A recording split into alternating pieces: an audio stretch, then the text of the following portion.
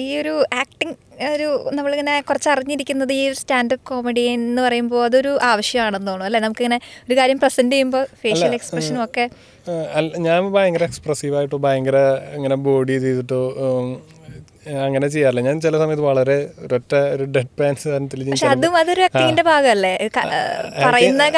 നമ്മൾ പറയണതിൽ മാത്രം ഫോക്കസ് ചെയ്യുമ്പോൾ നമുക്ക് ആ നമ്മുടെ അനുഭവങ്ങൾ എന്താ സാധനമാണല്ലോ, അത് ഉള്ളിലുള്ളത് കൊണ്ട് എന്തെങ്കിലും പുറത്തേക്ക് വരുന്ന സംഭവമുള്ളൂ. നമ്മൾ ബോധപൂർവ്വം അത് ആക്ട് ചെയ്ത് നോക്കുക. അല്ലെങ്കിൽ നമ്മളിപ്പോൾ ആക്ടിങ്ങിലാണെങ്കിൽ ചിലപ്പോൾ വല്ല കണ്ണാടിയുടെ മുന്നിൽ അങ്ങനെ നോക്കണ പോലെ ഈ സാധനം ഞാൻ കണ്ണാടിയുടെ മുന്നിൽ ഇതുവരെ പെർഫോം ചെയ്ത് നോക്കിയിട്ടില്ല. പക്ഷേ എനിക്ക് അവിടെ പോയോണ്ടുള്ളൊരു ഗുണം എന്ന് പറയുന്നത് എനിക്ക് സ്റ്റേജ് പുതിയൊരു സാധനമായിരുന്നില്ല. ഞാൻ ആദ്യം തന്നെ സ്റ്റാൻഡപ്പ് കോമഡി ട്രൈ ചെയ്യാൻ നോക്കണമെന്നുണ്ടെങ്കിൽ എനിക്ക് ആദ്യം സ്റ്റേജ് ഫിയർ എന്ന് പറയുന്ന സാധനത്തിന് ഞാൻ ഓവർകം ചെയ്യേണ്ടി വരും. അതായത് ഞാൻ ചിലപ്പോൾ നല്ല പോലെ വിറക്കായിരിക്കും. പക്ഷേ ആക്ട് ലാബിൽ പോയതുകൊണ്ടും പിന്നെ അങ്ങനത്തെ ചില വെറുതെ വല്ലവരും ചെയ്തിട്ടുള്ള ചെറിയ പരിപാടികളിലാണെങ്കിലും ക്യാമറയുടെ മുന്നിൽ ഞാൻ ആക്ടിങ്ങിൻ്റെ സമയത്ത് ഞാൻ ട്രൈ ചെയ്യുന്ന സമയത്ത് എനിക്ക് ക്യാമറ ഭയങ്കര പേടിയായിരുന്നു.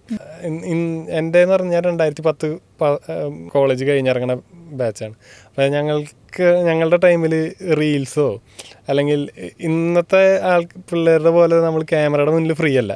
നമുക്ക് ക്യാമറ പേടിയുള്ളൊരു സാധനമാണ്. ക്യാമറ ഓൺ ചെയ്ത് കണ്ടാൽ നമ്മുടെ ഈ ഭാഗം കൊണ്ട് മരവിക്കും, അനങ്ങാൻ പറ്റില്ല. ഇന്നത്തെ പിള്ളേർക്ക് ആ ഒരു എക്സ്പീരിയൻസ് പോലും ഉണ്ടാവില്ല. 5 വയസ്സായ പയ്യൻ ആണെങ്കിൽ ഒരു ഓഡീഷന് കഴിഞ്ഞാൽ കലക്കി പൊളിച്ചിട്ട് വരും.